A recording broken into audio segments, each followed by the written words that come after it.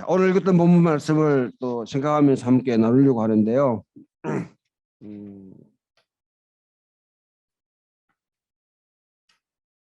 어, 전체를 우리가 한번 고려해야 될 본문들이 한 6가지 정도 되는데 그 가운데 우리 읽었던 본문은 4가지 본문입니다. 4가지 본문인데요. 일단 여러분들이 이 말씀을 읽으면서 열왕기 하 5장에 있는 말씀은 나아만 장군이 이제 엘리사를 찾아와서 치유된 그 장면들을 우리가 읽었고요. 그다음에 시편 30편은 보게 되면 하나님께서 이스라엘을 죽은 자 가운데 두지 마시고 살려주시도록 그렇게 해야지 하나님이 누구인지를 이 땅에 선포할 것 아닙니까? 하고 그렇게 참 탄원 기도드리는 그런 내용입니다. 죽었다 하는 것이 우리는 여러 가지 죽음이 있죠. 그냥 우리 이제 육체가 죽는 게 우리 생명이 다하는 이런 죽음도 있지만은 우리 뭐 소위 말해 영적 죽음, 사회적 죽음, 뭐 또 정치적인 죽음 등등으로 이렇게 많은 죽음을 생각할 수 있는데요. 죽은 자의 영역에 있는 자는 하나님의 살아계심을 선포하기가 어떻게 선포하겠습니까? 내가 음부에 내려간다 한들 하나님한테 무슨 유익이 있겠습니까? 하면서 상당히 담대하게 하나님께 그렇게 외치면서 주의 진리의 말씀을 선포할 수 있는 기회를 달라고 그렇게 시인은 고백하고 있습니다. 이사야 66장 10절 14절 말씀은 우리가 쭉 읽어보게 되면 하나님께서 이제 열방이 죽기로 돌아오는 이스라엘 남은 자뿐 아니라 열방이 죽기로 돌아오는 그 광경들을 생각하며 시온에서 하나님께서 영광을 받으실 그때를 기대하고 묵상하고 있습니다. 시편 66편은 여러분 읽어보게 되면 온 땅이여 야훼 하나님을 찬양하라. 온 세상이 하나님을 찬양하러 초대하고 있습니다. 여러분들 사람이 아니라 이스라엘 아니라 어떤 특정한 어떤 뭐 그 대상이 사람들이 아니라 온 땅,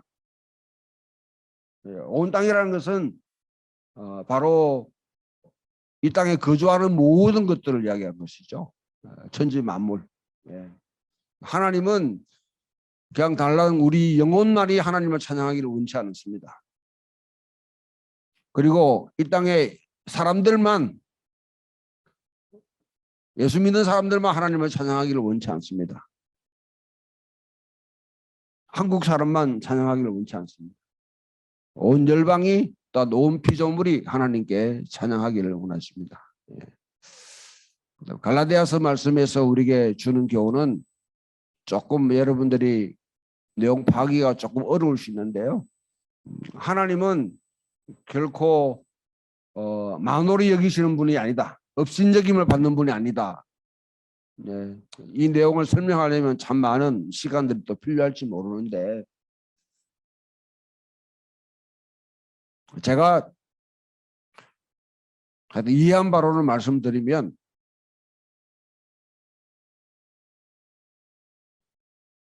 예수 믿는다는 것 자체가 때로는 핍박과 아니면 공격의 대상이 될 수 있는 상황.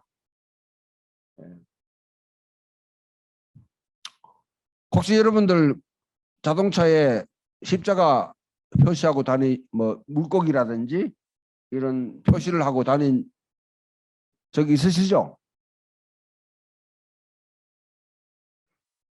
요즘은 잘 안 보이는 것 같아요, 보면. 기독교가 세상에서는 상당히 이제 어느 정도 좀 각광을 받을 때는 뭐 십자가 표시 아니면 물고기 표시 많이 하고 다녔는데 요즘은 이제 다 슬그머니 떼더라고요, 다들. 집 문 앞에도 뭐냐면 이제 이제 어느 교회 교인이다 하는 그것도 잘 안 붙이려고 그렇게 해요. 여러 가지 이유가 있겠죠. 뭐 이단들이 너무 집적거린다든지 이유가 있겠지만은 저는 그걸 뭐 저는 한 번도 뭐 교회 차에다가 뭐 그런 표시를 한 적은 없는데요. 아무튼 여러분 이 땅에 사업을 하든지 직장 생활하든지 이렇게 살아갈 때에 예수를 믿는 것 때문에 내가 굉장히 곤욕스러운 상황 될 때에 설거문이 뭐냐면 그것을 좀 이렇게 신분을 이렇게 위장하려고 하는 그런 태도들이 갈라디아서를 쓰는 이 상황 속에 일어났습니다. 뭐냐면 예수를 유대인이라는 상황 속에 있다고 그러면 내가 유대인 그 당시에 유대인이라고 그러면 로마 제국 로마 황제를 숭배한다든지 아니면 지역에서 일어나는 그런 제사에 참여하지 않아도 되는 하나의 면책되는 그런 부분이 있었습니다.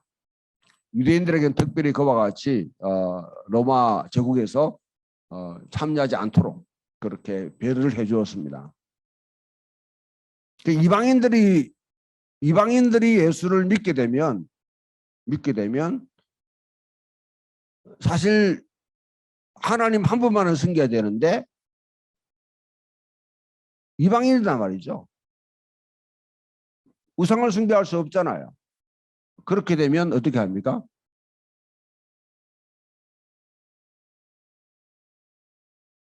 곤란한 상황에 빠지죠. 옆에 있는 사람들이 야 니는 왜 터키 사람이 왜 황제 숭배 안 해? 이렇게 하면 이제 지탄의 대상이 될 수 있죠. 그러니까 이방인들이 유대인처럼 되기 위해서 할례를 받는 것을 조장하는 그런 운동들이 이제 갈라디아서를 쓰는 상황 속에 일어났습니다.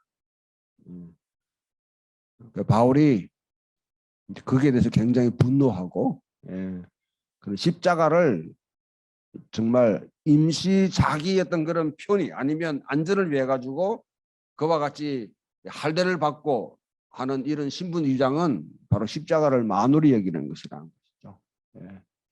그래서 하나님은 업심적인 받는 분이 아니다 하고 그다음에 후반절에 보면 할례나 무할례나 중요한 것 아니고 정말 중요한 것은 십자가에 달리신 예수 그리스도의 그 복음의 능력인데 그것을 위해서 자기를 헌신하도록 그렇게 촉구합니다. 마지막 누가복음 10장에 있는 내용들은 여러분 잘 아는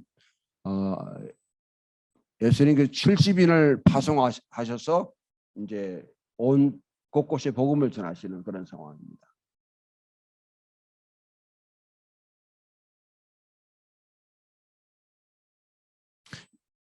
이 본문을 딱 읽으면 여러분 질문이 딱 들어와야 돼요.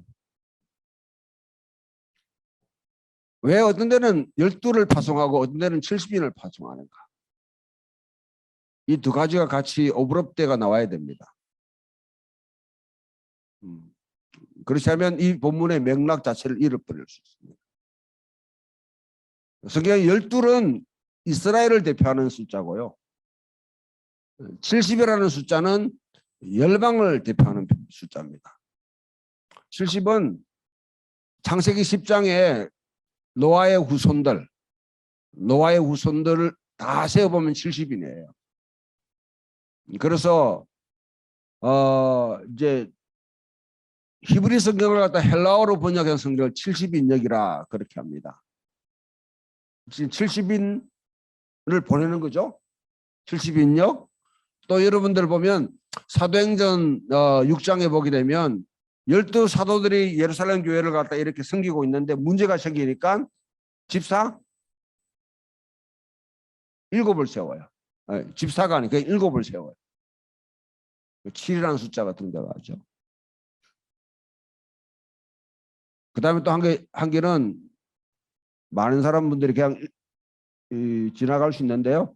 마가복음을 읽어보면 예수님께서 오병이어만 하신 것이 아니라 칠병이어 사건도 있습니다. 오병이어는 보르덕 5개, 물고기 2마리로 5,000명을 먹였어요. 그리고 12강조기를 남겼습니다. 칠병이어는 7개의 보리떡을 가지고 4,000명을 먹여요. 4,000명. 그리고 7강주리를 남겨요. 이런 숫자들은 굉장히 신학적인 의미가 있는 것이죠. 예. 오병이의 사건은 어디서 일어나냐면 예루살렘 유대인들이 사는 그 경내에서 일어난 것이고요. 예. 이스라엘 경내에서 일어난 사건은 오병이어로 표시되는 거고요. 이방인 지역 데가볼리라고 그렇게 해요. 예. 그 지역에서는 뭐냐면 칠병이어 사건입니다. 자, 한쪽에 말하면 12은 이스라엘을 위한 숫자고 7은 70은 열방을 한 숫자다. 그럼 지금 예수님이 70년을 보낼 때 그냥 이스라엘 동네를 갖다가 이렇게 뭐냐면 보낸 것이 아니라 사실 이스라엘 밖에 있는 그 열방들을 향해서 그래서 12를 보낼 때는 그냥 동네에 보냈다 그렇게 했는데 70인들을 보낼 때는 지역과 동네 곳곳에 보냈다 그렇게 표현합니다. 예수님의 사역 속에 이미 선교에 대한 마인드를 갖고 있는 것이죠. 그래서 갈 때 한 권능을 베푸시고 이제 복음을 선포할 수 있도록 그렇게 위임 명령을 해 주셨습니다. 자, 이 모든 문제를 이제 끌고 오면 첫 번째 이야기로 이제 되돌아가는데요. 저는 여러분은 나만이 엘리사에게 와가지고 병을 치유받았다.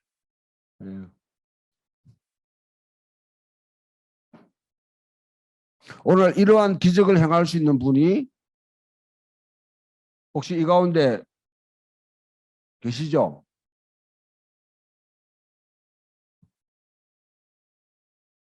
그렇게 하면 여러분 이 본문은 사실 우리하고는 별 관계가 없는 메시지가 될 수 있고 옛날 이야기가 될 수 있습니다. 그러나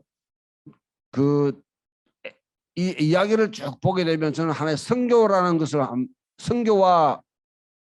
것을 이제 이해하게 되는데요. 주님께서 마지막에 마태복음 28장에서 내가 하늘과 땅에 있는 모든 권세를 너에게 주노니 너희는 가서 모든 족속으로 제자를 삼아 아버지와 아들과 성령의 이름으로 세례를 주고 내가 너에게 분부한 모든 것을 가르쳐 지키게 하라 하는 그 명령을 주셨습니다. 그는 12 제자들에게만 준 것이 아니라 예수를 믿는 모든 사람에게 다 주셨습니다.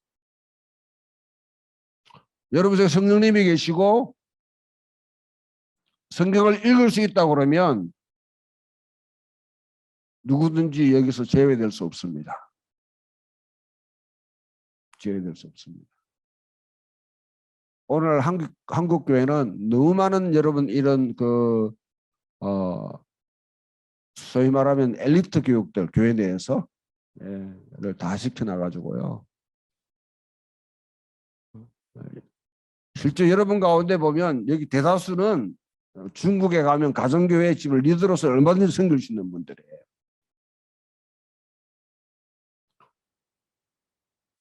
근데 이 교회에서 모여가지고 사장되고 있는 거죠. 사장되고. 그냥 메시지만 들으려고. 닭장에 갇혀가지고 모이만 자꾸 먹으려고 하는 여러분들 스스로가 그런 상태에 빠져 있어요. 지금. 근데 가서 모든 족속으로 제자를 삼아 아버지와 아들과 성령의 이름으로 세례를 주고 내가 너에게 분부한 모든 것을 가르쳐 지키게 하라. 자, 여러분 똑같이 1대1로 막 상황에서 풀어보면 그래 맞지 않을 수도 있지만은 나만 장군 집에 이스라엘의 계집종이 지금 뭐냐면 노예로 잡혀왔어.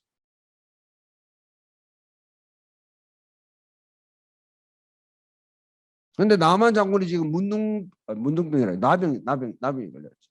나병은 여러분 문둥병 아닙니다. 다리 끊어지고 이런 게 아니고요. 사실 지금 이스라엘 사회에서는 건성 피부, 제가 그런 좀 이렇게 기질이 있는데 지금 강아지 이렇게 목욕시키다가 걸린 병인데 피부가 벗겨지고 쇠살이 돋고 뭐 갈라지고 막 이런 종류의 피부병이에요, 피부병. 그게 몸에 이제 막 되게 되니까 아마 그런 것들 고생하는 분들 보셨을 텐데, 저기 나만 이 장군이 이스라엘에 있는 선지자한테, 사마리아에 있는 선지자한테 갔으면 나을 수 있을 텐데, 그렇게 이제 귀띔을 주는 것이죠. 그러니까 나만은 그게 복음이잖아, 복음. 복음이 다른 게 아니에요. 병 걸려가지고 고생하는 사람이 나올 수 있는 통로를 주는 게 복음이죠. 예. 그렇게 하니까 이제 엘리야한테 가게 됩니다. 가는 와중에도 나아만은 결국 이방인의 습성 따라가지고 이스라엘 왕한테 해가지고 막 이렇게 뇌물들을 받아가지고 선물을 주면 자기가 치유받을 줄 알고 엄청난 그런 선물을 들고 갔는데, 그것 때문에 또 우리 이제 보면 해프닝이 나죠. 이스라엘 왕은 또 그것 때문에 고민하고 있는 거죠. 지는 아무 역할도 할 필요가 없는데, 방향만 틀면 되는데 지가 맡아야 되는 줄 알고. 근데 결국은 이제 엘리사가 불러드립니다. 불러드리는데 이렇게 생각해요. 병을 나으려고 그러면 엘리사를 만나러 왔는데 엘리사가 만나주지도 않습니다. 만나주지도 않아요. 그래 가서 요단강에 가가지고 7번 물을 씻어라. 7번 물을 씻는다는 게 뭘 의미할까요, 여러분들?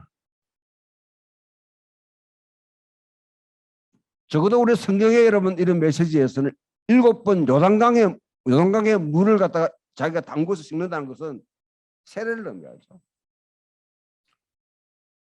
기독교로 보면 우리 침례를 갖다가 인상시키는 것이죠. 예. 나아만은 뭐 위대한 장군입니다.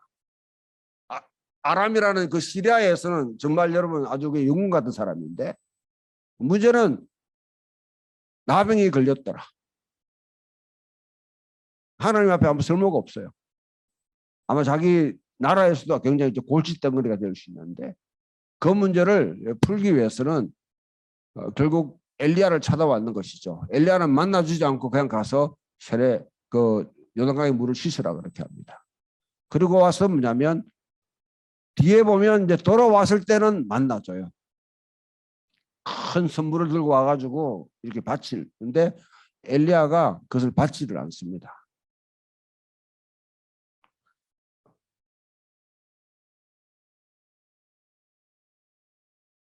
그런 선물 받으면 안 돼요. 특히 여러분 교회 사역하다가 이제 이렇게 가분하게 이렇게 하는 경우가 있는데, 그거는 절대 하면 안 됩니다. 사람은 자기 손이 수고한 대로 먹을지라. 자기 노동의 열매를 먹는 사람이 가장 축복스러운 사람입니다.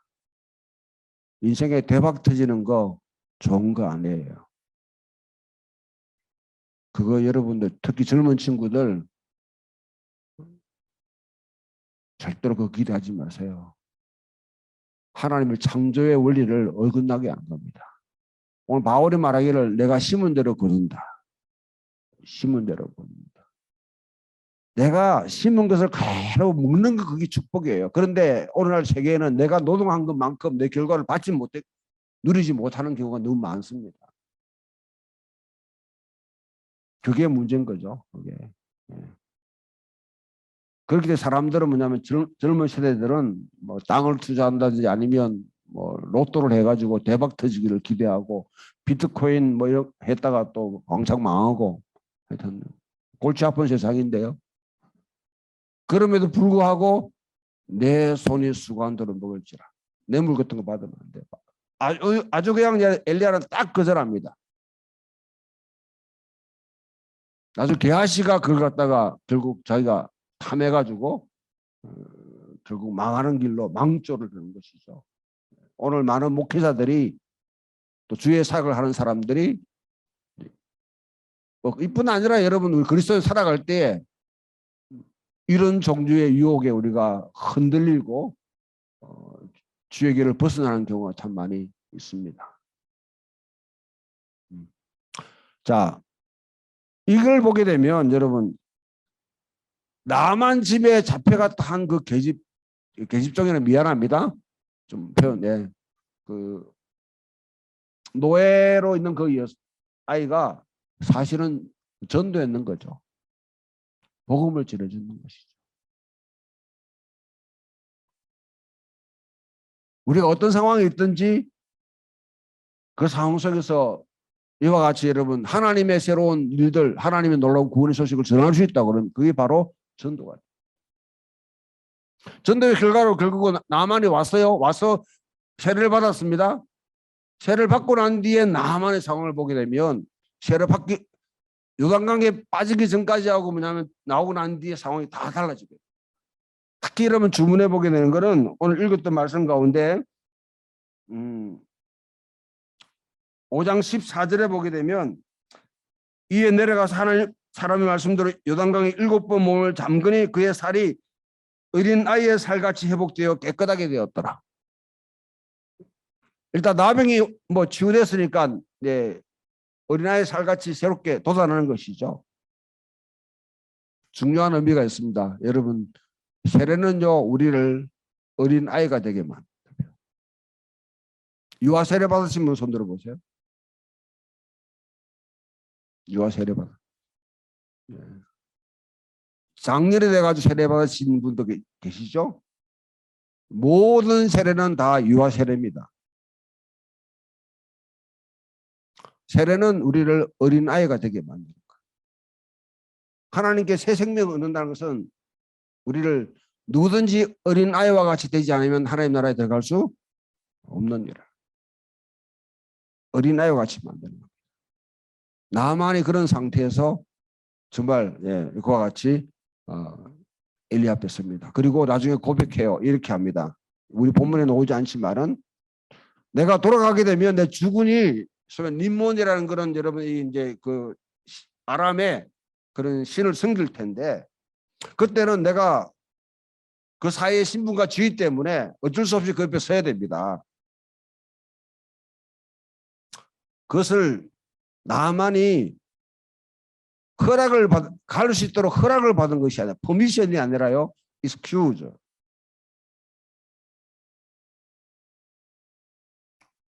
그럴 수밖에 없는 불가피한 상황인데 나를 용서해달라 요청합니다. 엘리사가 그것을 듣고 그렇게 하라고. 저는 이 부분에 참 이해가 안 되는 분이 많았거든요. 가지마, 가면 안 돼. 우상숭배야. 부역할래? 이렇게 할 수 있는데 엘리야는 가라고 그렇게. 네가 그럴 상황에 있으니까 그렇게. 그러니까 막무가내 여러분 잣대를 딱 갖다 대가지고 그 사람이 처한 상황이 어떤지도 모르고 무조건 복음의 잣대, 교리의 잣대 갖다 대가지고 그와 같이 밀어붙이는 사람이 엘리사가 아니라는 것이죠. 충분히 그 사람에 있는 환경을 배려하고 그 가운데서 활동할 수 있도록 그렇게 조치를 취해줍니다. 저는 이 전체 관계를 보며 선교가 무엇인가, 세례가 무엇인가 하는 것을 좀 깨닫게 되는데요. 결국은 하나님의 사람들이 진짜 세례를 받은 사람, 아버지와 아들과 성령의 이름으로 세례를 받은 사람들은 일방으로 가서 이와 같이 모든 족속에게, 모든 사람에게, 아직 주님을 받아들이지 못한 사람들에게 내가 내게 분부한 모든 것을 가르쳐 지키게 하라. 그와 같이 가르침의 복음을 전할 수 있는, 제사를 삼을 수 있는 그런 삶을 살도록 요청합니다. 그렇기 때문에 그런 걸 통해서 열방이 주께 찬양하게 되고 할례나 무할례가 가로막는 그런 단계를 뛰어넘어서 십자가의 복음으로 사람들을 주께로 불러들이는 그런 귀한 일에 우리를 초청하고 있는 것 같습니다.